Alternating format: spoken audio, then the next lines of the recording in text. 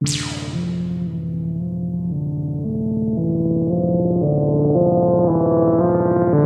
dan Fathia berkeberatan dengan proses yang ada, dengan ketidakhadiran dari saksi Luhut bin Sarpanjaitan, dengan putusan dan pertimbangan hakim yang tidak mempertimbangkan bukti-bukti yang ada. Itu dari kami. Bukan pengaduan pemerintah yang tidak ada dalam oleh karena itu kami meminta agar pengadilan ini tidak tunduk. Kalau yang mulia kemudian menyampaikan yang bersangkutan bisa hadir sampai tuntutan yang di dalam tidak sesuai dengan aturan kami yang salah. Masalah persidangan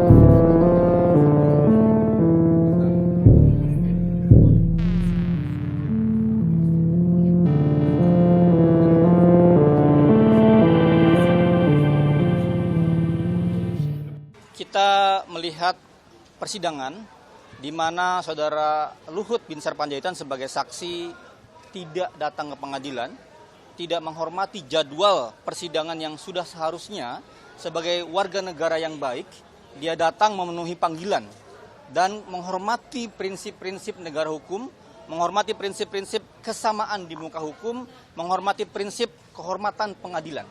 Kita melihat bersama juga hari ini di mana ada seseorang pejabat negara diberikan tugas dan meninggalkan tugasnya di pengadilan, tapi tanpa bukti, hanya memberikan keterangan oleh kuasa hukumnya. Dan sayangnya kemudian hakim mengabulkan, membuat pertimbangan tanpa adanya bukti. Seharusnya semua pertimbangan dibuktikan dengan baik. Kalau dia tugas, siapa yang ngasih tugas? Tugasnya kemana? Berapa lama? Kapan pulangnya? Itu harus jelas semua. Makanya hari ini Haris dan Fathia berkeberatan dengan proses yang ada, dengan ketidakhadiran dari saksi Luhut bin Sarpanjaitan, dengan putusan dan pertimbangan hakim yang tidak mempertimbangkan bukti-bukti yang ada. Itu dari kami. Kecewa nggak sih Bang sama hasil putusan hari ini? Ya, tentu ini memperlihatkan di mana hukum tidak tegak, lurus ya. Hukum tidak punya kuasa. Hukum kalah oleh kehendak-kehendak pribadi. Dan menjadi contoh yang sangat buruk kalau kemudian semua pejabat di Indonesia melakukan hal yang sama.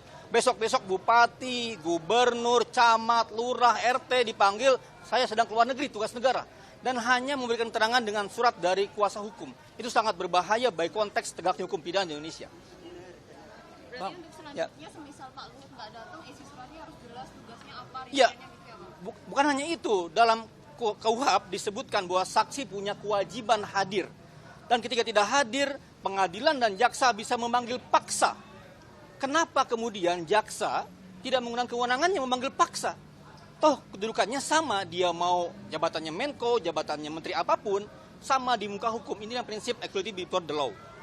Mas, seberapa penting sih Mas keterangan dari Pak Luhut ini dalam sidang? Ya, pasal pencemaran nama baik, penghinaan, itu deliknya aduan.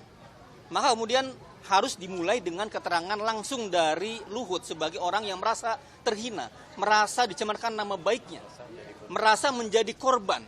Itu adalah pokok fondasi yang pertama. Kalau tidak ada itu, nggak ada kasus ini.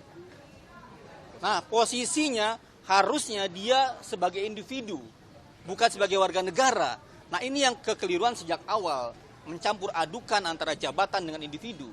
Kalau kemudian dia posisi sebagai pejabat, kemudian mengkriminalisasi Fathia dan Haris, jelas ini bagian dari pembungkaman, ini bagian dari kriminalisasi, ini bagian dari kira-kira menutup orang-orang yang kritis.